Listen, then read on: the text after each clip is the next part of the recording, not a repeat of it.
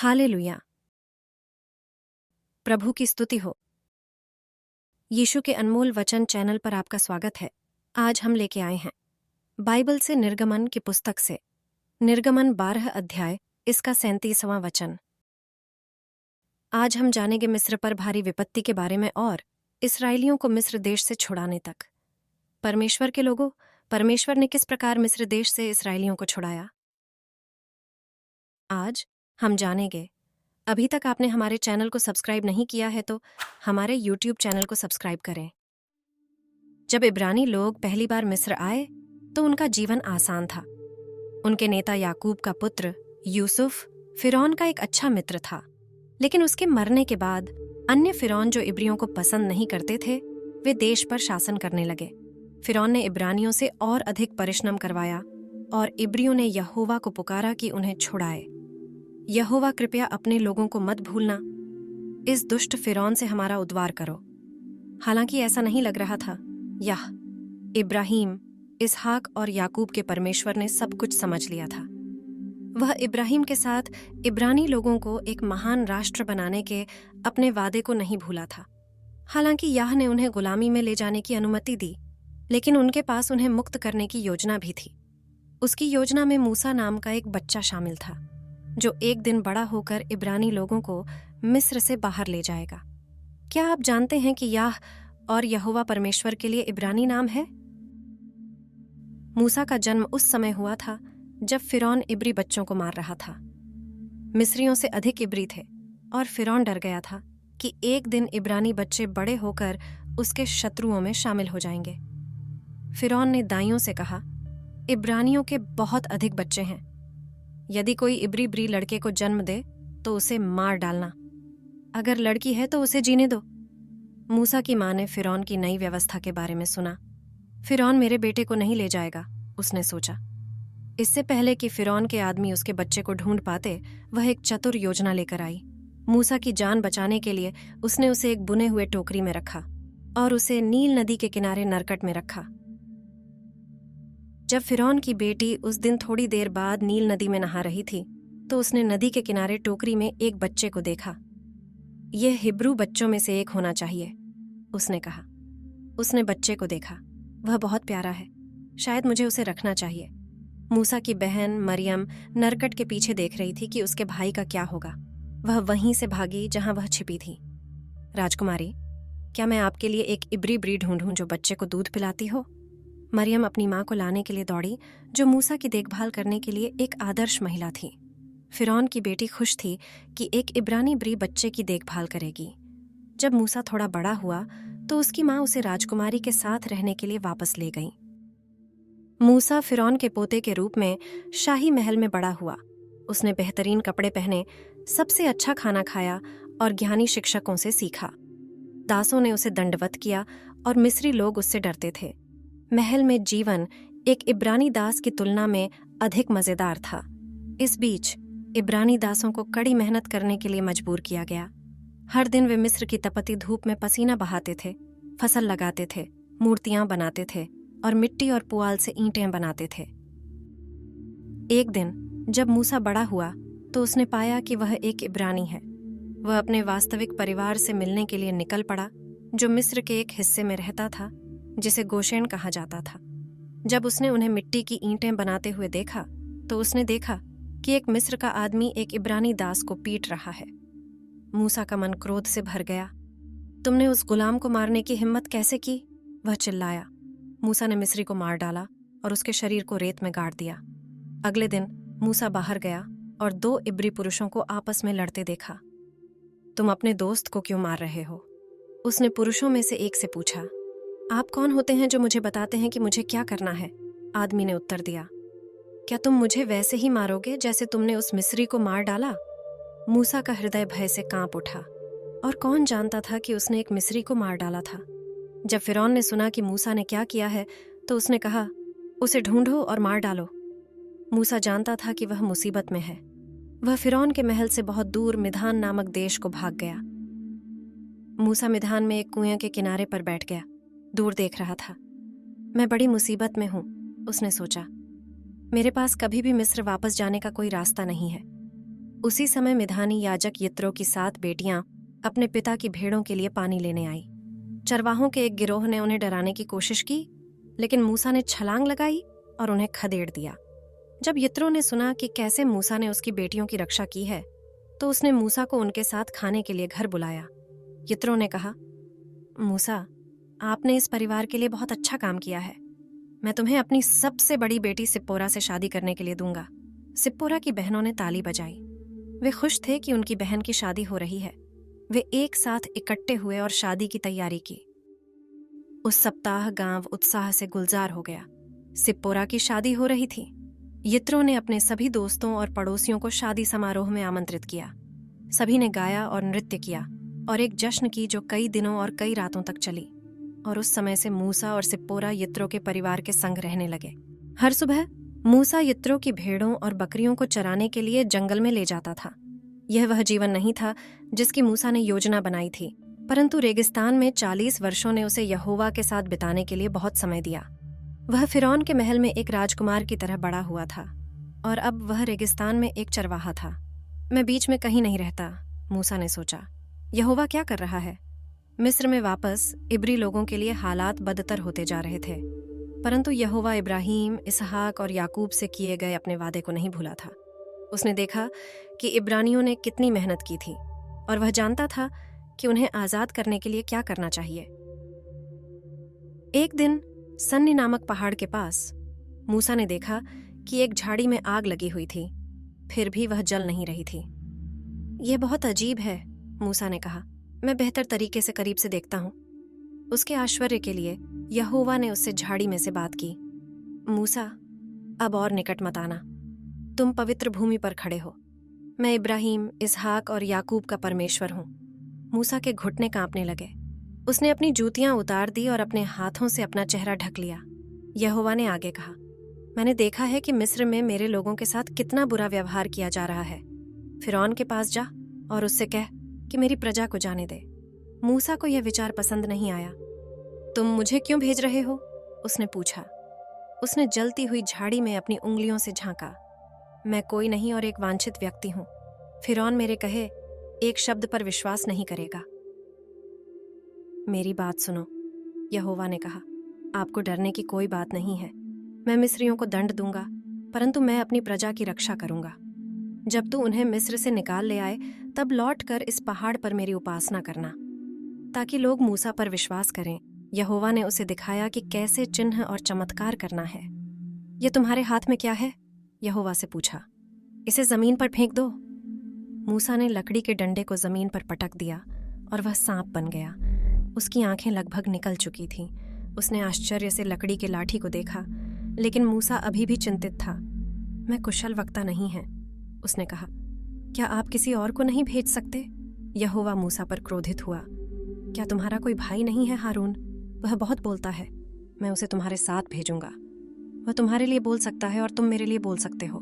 मूसा ने आह भरी और अपनी दाढ़ी नोच ली। यहोवा ने उसे जो काम दिया था, उससे वह बाहर नहीं निकल सकता था। मूसा और उसका परिवार मिस्र के लिए प्रस्थान किया। जल्द ही मूसा का भाई हारून उनसे मिलने के लिए दौड़ता हुआ आया। यहोवा ने उसे मूसा से मिलने के लिए जंगल में जाने का निर्देश दिया था। मूसा ने हारून को वह सब कुछ बताया जो यहोवा ने कहा था, और उसे वे चिन्ह दिखाए जो उसे करने की आज्ञा दी गई थी। हारून ने अविश्वास से आश्चर्य कर्मों की ओर देखा।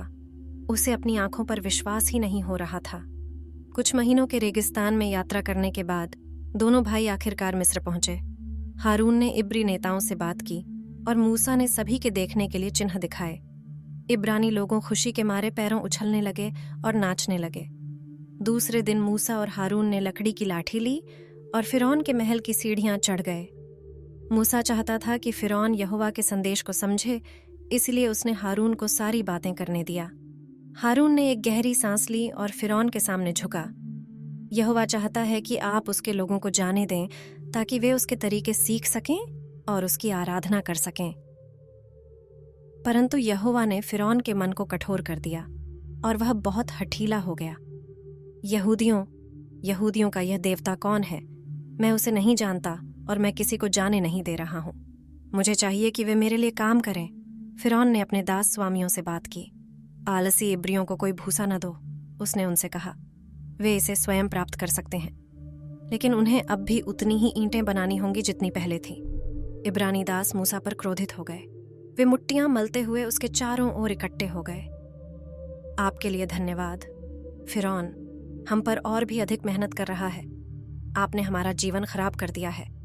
मूसा ने आह भरी और आकाश की ओर देखने लगा। यहोवा, तुमने मुझे क्यों भेजा है? उसने पूछा। फिरौन केवल चीजों को और खराब कर रहा है। आपने अपने लोगों की बिल्कुल भी मदद नहीं की। रुको और देखो, यहोवा ने कहा। जब तक मैं उसके साथ अपना कार्य समाप्त कर लूंगा, तब फिरौन मेरी प्रजा को विदा होते देखकर प्रसन्न होगा। अब जा और फिरौन से कह कि मेरी प्रजा को जाने दे। हारून और मूसा फिर फिरौन के सामने खड़े हुए और जो कुछ यहोवा ने कहा था वह उसे सुनाया। फिरौन ने अपने कान फेर लिया और हंसने लगा। तब हारून ने लाठी उठाकर नील नदी के जल को लहू बना दिया। सारी मछलियां मर गईं और मिस्रवासी नदी का पानी नहीं पी सके। फिरौन प्रभावित नहीं था। मेरे जादूगर भी ऐसा ही कर सकते हैं, उन्होंने कहा। उसने जादूगरों को बुलाया और उन्होंने महल के पानी को लहू में बदल दिया। यहोवा ने जो किया वे उसकी बराबरी नहीं कर सकते थे, लेकिन यह फिरौन के लिए काफी अच्छा था। फिर यहोवा ने लाखों मेंढकों को नदी से बाहर निकलने के लिए प्रेरित किया। वे लोगों के घरों से कूद गए और अपने बिस्तरों के नीचे रेंगने लगे। और लड़के, क्या वे बदबूदार हैं? मिस्र के जादूगरों ने भी मेंढकों को प्रकट किया, लेकिन वे उन्हें दूर नहीं कर सके। मूसा, उन मेंढकों को गायब कर दो। फिरौन रोया। यदि आप करते हैं तो मैं लोगों को जाने दूंगा। लेकिन जब मेंढक मर गए तो फिरौन ने अपना मन बदल लिया। दासों को मिस्र में ही रहना चाहिए। मिस्रियों के लिए जीवन कठिन था, लेकिन फिरौन का हृदय कठोर बना रहा। तब यहोवा ने मूसा से कहा, हारून से कह कि लाठी से भूमि पर मिट्टी मार दे, तब मैं उस मिट्टी को जूं बना दूंगा। हारून ने भूमि को मारा और मिस्र देश में जूं रेंगने लगे। फिरौन अपना सिर खुजलाना बंद नहीं कर सका। उन जुओं में खुजली थी। मिस्र के जादूगरों ने जुओं को प्रकट करने के लिए अपने जादू का इस्तेमाल करने की कोशिश की, लेकिन वे वही काम नहीं कर सके। उन्होंने फिरौन से कहा, इब्रानी देवता ने ऐसा किया होगा। परंतु फिरौन ने न सुनी और न इब्रियों को जाने दिया। इसके बाद यह ने इब्रियों के रहने के स्थान को छोड़कर उस देश पर डांसों के झुंड भेजा। डांसों के झुंड महल में और फिरौन के सिर के चारों ओर घूमती रहीं।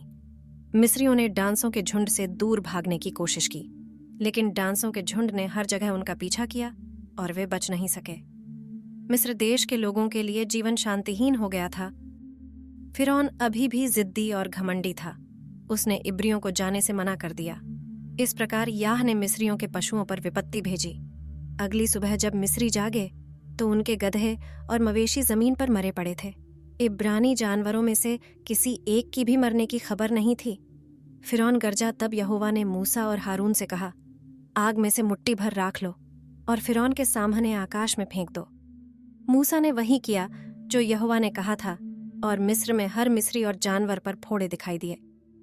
इसने उन्हें पागल कर दिया। फिरौन के जादूगर भी खड़े नहीं हो सके, क्योंकि वे अन्य मिस्रियों की तरह ही गंदे लाल फोड़े से ढके हुए थे। उन्होंने अपने दांत पीस लिए और अपने पैरों को खरोंच दिया। हमारे देवता हमारी सहायता क्यों नहीं कर सकते? यहोवा ने अपने लोगों की रक्षा की और घोषण के इब्रियों में से कोई भी फोड़े से ढका नहीं था।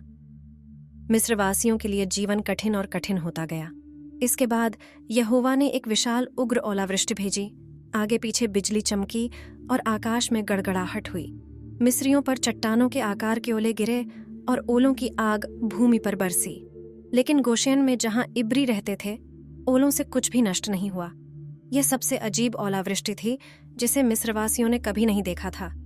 फिरौन ने अपना सिर अपने हाथों में लिया और विलाप किया, इसे रोको और मैं हिब्रू लोगों को जाने दूंगा।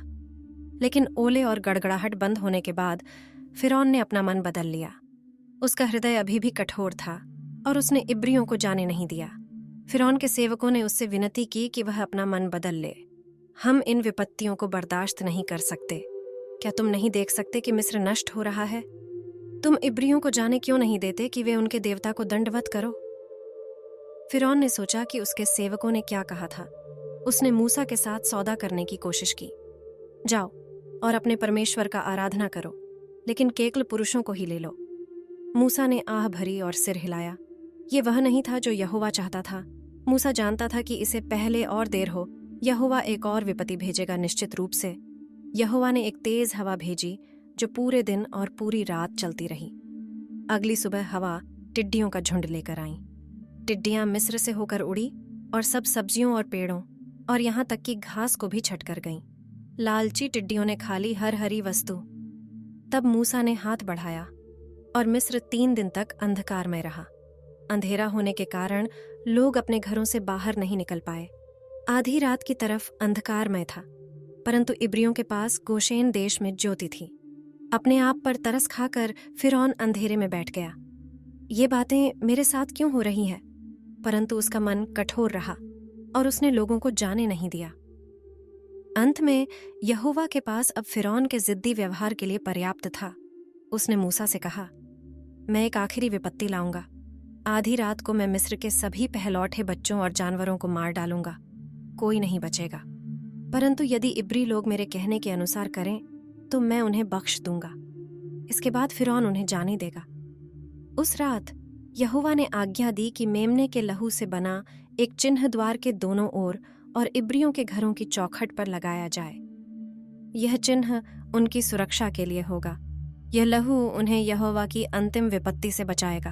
उन्हें कम ही पता था कि यह चिन्ह उनके भविष्य के मसीहा की ओर इशारा करता है। आधी रात से ठीक पहले मिस्रवासियों के घरों में कोहरा छा गया। जैसा कि यहोवा ने चेतावनी दी थी, हर पहलौठे पुरुष की मृत्यु हो गई। परंतु मेमने के लहू ने उन इब्रियों की रक्षा की जिन्होंने यहोवा के निर्देशों को माना था। फिरौन एक टूटा हुआ आदमी था। उसने मूसा और हारून को अपने आगे बुलाया। यहाँ से निकल जाओ और इब्रानी लोगों को अपने साथ ले जाओ। सुनिश्चित करें कि वे अपना सारा सामान ले लें। मैं उन्हें फिर कभी नहीं देखना चाहता। मूसा ने हारून की पीठ थपथपाई। यहोवा ने हमें एक बड़ी जीत दी है। इब्रियों ने फौरन अपनी बिना पकी रोटी और संपत्ति एक साथ इकट्ठी की। उन्होंने मिस्रियों से कहा, हमें अपने सोने और चांदी के गहने दे दो। मिस्रवासी इब्रियों के जाने का इंतजार नहीं कर सकते थे। उन्होंने अपने गहने फाड़े और इब्रियों पर फेंक दिए। हम तुम्हारे परमेश्वर और उसकी विपत्तियों से परेशान हैं, बस हमें छोड़ दो। उत्साह से भरकर इब्रानियों ने मूसा के पीछे हो लिए गोशेन से, और वह उन्हें गोशेन से जंगल में ले गया। यह एक लंबा और कठिन समय था, लेकिन अब उनकी पीड़ादायक पीड़ा समाप्त हो गई थी। लोगों ने परमेश्वर की महिमा की। यहोवा ने हमें फिरौन से छुड़ाया है। आखिरकार हम स्वतंत्र हैं।